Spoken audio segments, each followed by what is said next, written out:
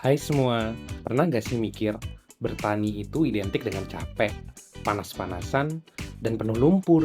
Tapi gimana kalau saya bilang, sekarang ada petani yang kerjanya cuma duduk di warung kopi, sambil tangan mereka nyetir drone? Ya, di Simpang 5, Malaysia, 70% petani sudah beralih ke teknologi drone. Tapi yang 30% masih bertahan dengan cara konvensional. Kenapa ya? Dan yang lebih penting, Indonesia kapan nyusul?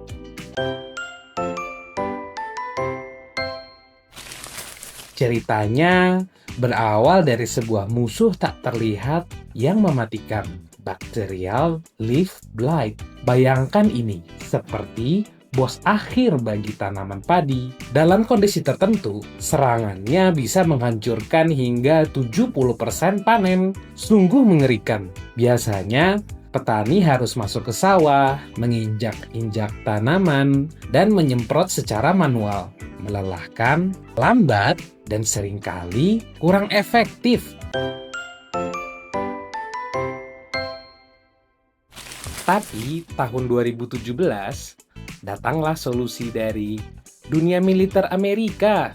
Iya, drone yang awalnya buat perang direpurpose jadi peacekeeper di dunia pertanian. Drone pertanian ini bisa membawa cairan pupuk atau pestisida. Cara kerjanya terbang di atas sawah, semprot rata, tanpa injak satu tanaman pun. Efisien seperti memesan layanan antar. Tinggal tunggu di rumah, pesanan datang. Gen Z banget ya mindsetnya. Why work harder when you can work smarter?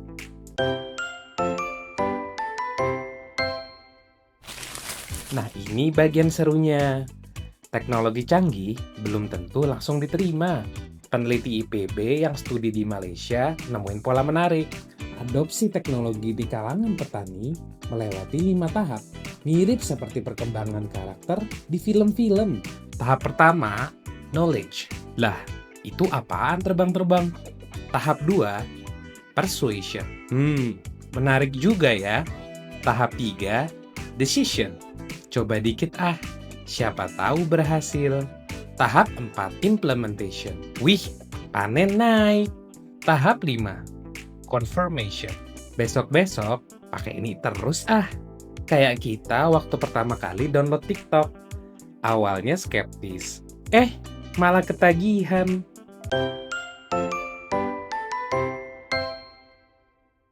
Yang bikin sistem ini kerja bukan startup tech dengan funding miliaran, tapi koperasi lokal.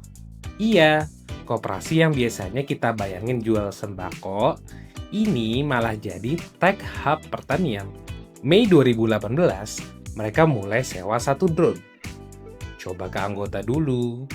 Hasilnya, efisiensi waktu 70%, penghematan pupuk 40%. No cap, legit banget. Petani yang tadinya skeptis, lihat tetangganya sukses, akhirnya ikutan. Viral effect, tapi versi sawah.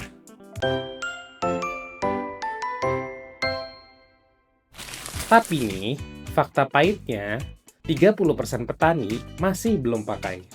Dan alasannya bikin hati terenyuh. Bukan karena mereka gaptek atau kolot, tapi akses informasi belum merata. Bayangin, teknologi udah ada di depan mata, tapi kayak kita lagi sinyal SOS doang. Kelihatannya deket, tapi susah dijangkau. Jadi, masalahnya bukan nggak mau, tapi nggak tahu. Bedanya tipis, tapi impact-nya besar.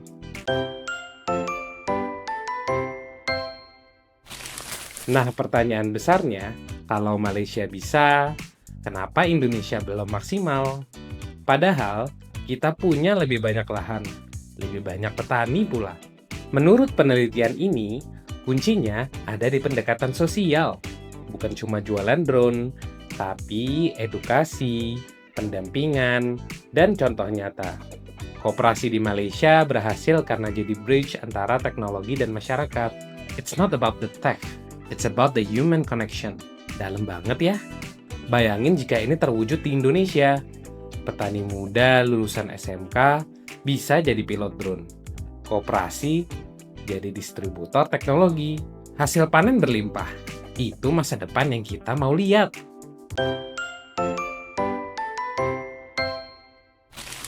Jadi, gimana pendapat kalian?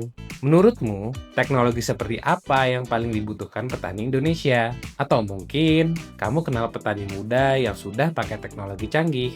Tulis di kolom komentar di bawah ya, karena setiap masukan berharga untuk memajukan pertanian kita. Dan tonton video berikutnya untuk tahu fakta menarik pertanian lainnya yang tak kalah mengejutkan. Ada inovasi yang bakal ubah cara kita lihat kota dan pertanian selamanya. Terima kasih telah menonton. Sampai jumpa di video selanjutnya. Stay curious, stay farming.